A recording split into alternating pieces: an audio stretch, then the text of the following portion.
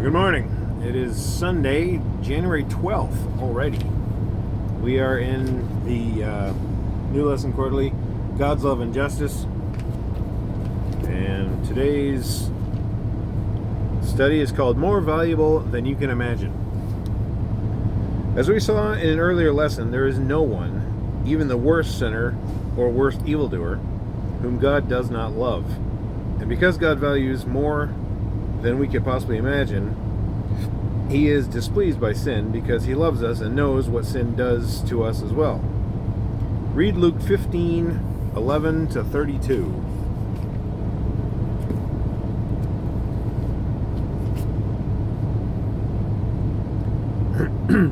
Then he, Jesus, said, "A certain man had 2 sons, and the younger of them said to his father, 'Father, give me the portion of goods that falls to me.' So he divided them his livelihood. And not many days after, the younger son gathered all together, journeyed to a far country, and there wasted his possessions with prodigal living. But when he had spent all, there arose a severe famine in that land, and he began to be in want. Then he went and joined himself to a citizen of that country, and he sent him into the fields to feed swine. And he would gladly have filled his stomach with the pods that the swine ate, and no one gave him anything. But when he came to himself, he said, 'How many of my father's hired servants have bread enough and to spare, and I perish with hunger? I will arise and go to my father, and I will say to him, Father, I have sinned against heaven and before you, and I am no longer worthy to be called your son. Make me like one of your hired servants.' And he arose and came to his father. But when he was still a great way off, his father saw him and had compassion, and ran and fell on his neck and kissed him. And the son said to him, Father, I have sinned against heaven and in your sight, and I am no longer worthy to be called your son. But the father said to his servants, Bring out the best robe and put it on him, and put a ring on his hand and sandals on his feet." 22, right? No, 32. Okay. "And bring the fatted calf here and kill it, and let us eat and be merry. For this my son was dead and is alive again. He was lost and is found." And they began to be merry. Now his older son was in the field, and as he came and drew near the house, he heard music and dancing. So he called one of the servants and asked what these things meant. And he said to him, Your brother has come, and because he has received him safe and sound, your father has killed the fatted calf.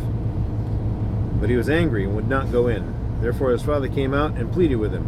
So he answered and said to his father, Lo, these many years I have been serving you. I have never transgressed your commandment at any time, and yet you never gave me a young goat that I might make merry with my friends. But as soon as this son of yours came, who has devoured your livelihood with harlots, you killed the fatted calf for him. And he said to him, Son, you are always with me, and all that I have is yours. It was right that we should make merry and be glad, for your brother was dead and is alive again. He was lost and is found."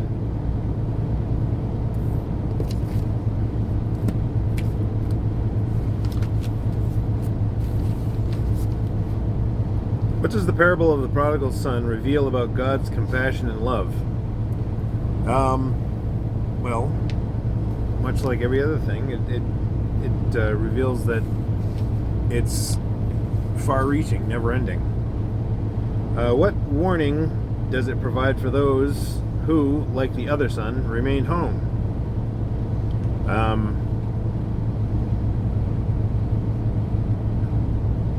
Not to be jealous, I guess. In this story that Jesus tells, the man's son requested his inheritance early, effectively rejecting his father and his father's household. The prodigal son then goes on to squander his inheritance and is reduced to poverty and hunger, envying pigs that eat from a trough. Realizing that the servants in his father's house have more than enough food, he decides to return home in hopes of becoming a servant. What follows is powerful. Some fathers would turn such a son away upon return. You took your inheritance and you cut yourself off from my house. You no longer have a home here. That would be a logical, even reasonable attitude, would it not? In the eyes of some human parents, the son had gone too far to be accepted back home, especially as a son. But in the parable, the father, representing God himself, does not respond in any of these ways. Rather, when the prodigal son was still a great way off, his father saw him and had compassion and ran and fell on his neck and kissed him. Luke 15:20. Even though it was considered less than dignified in such times for the master of the house to run out and meet someone, the father, in his great compassion, ran out to meet his son.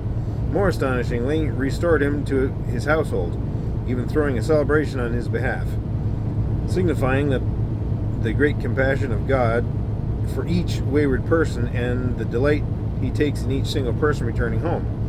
What a picture of God. Discussion questions. Interesting is the reaction of the other son. Why was this reaction such a human reaction, based in part on fairness, and so understandable as well?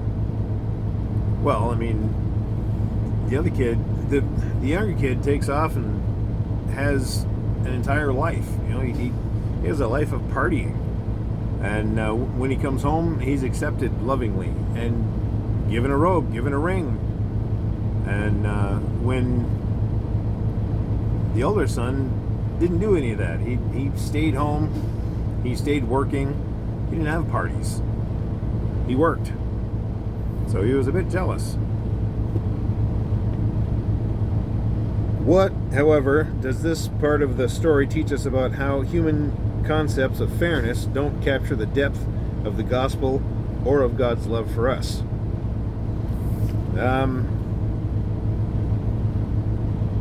Well, I mean,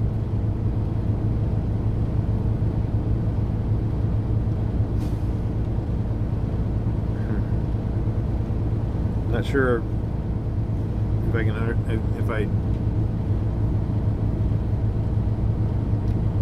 well, I mean, I'm stumped. God loves everyone, and I guess that this shows that it doesn't matter who you are or what you've done, God will always accept you back. And you know, I mean, the younger kid no longer has an inheritance coming to him, but he gets to live in his father's house, and you know, he's going to go back to work. So, yeah. What do you guys think? Thank you for listening. Have a nice day.